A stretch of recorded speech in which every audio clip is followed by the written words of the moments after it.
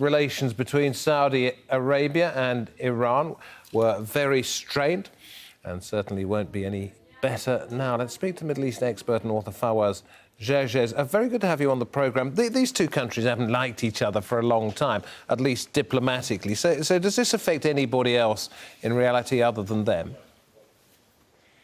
Oh, absolutely. What you have now, David, is that you have war by proxies in Syria, in Iraq, in Yemen, in Bahrain, in Lebanon.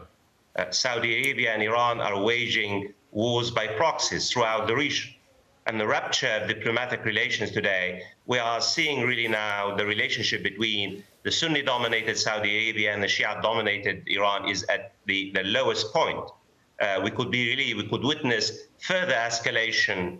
That what has happened in the last 24 hours pours gasoline on a raging fire, in particular as the struggle between the two Gulf giants could easily basically aggravate and exacerbate regional tensions.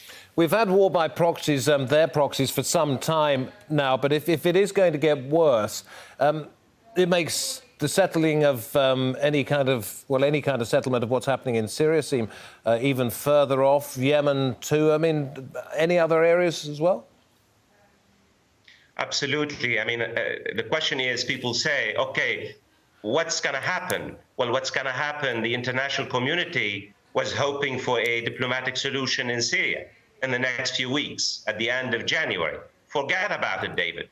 People were hoping for a de-escalation and a ceasefire in Yemen. Forget about it. Here I am in Beirut now. The situation is extremely tense. You have Hezbollah, who's the dominant Shia party in Lebanon now, is up in arms, trying to rally the Lebanese and the Muslim population against Saudi Arabia. The situation in Bahrain is very tense. You have sizable Shia communities throughout the Gulf. Remember, David, even though Saudi Arabia and Iran are waging a war by proxies for power, for geopolitics, for influence, their particular struggle has taken on sectarian connotations, because you have Sunni Saudi Arabia and Shia-dominated Iran, and it's really poisoning the veins of Arab and Muslim politics. I fear that the current crisis, the rupture of diplomatic relations, could easily bring about an escalation in other theaters, not just in Syria and Iraq and Yemen, in Bahrain, in Lebanon, and other Gulf countries as well. Would one be accused of being a little bit too cynical, or is it pretty close to the truth to suggest that it was perhaps not against Iran's interests, not against Saudi Arabia's interests in those particular countries to which you refer, to end up having this argument amongst themselves and thereby pushing them and their proxies further apart? Well, yes and no. Remember, David, wars by proxies have a logic of their own. When the war started in Syria, no one expected this particular savage organization called ISIS to emerge as one of the most powerful non-state actors. Now, ISIS not only threatens the security of Syria and Iraq, it's threatening the security of Saudi Arabia, of Lebanon, even Iran. Yemen has the potential not only to splinter into various states.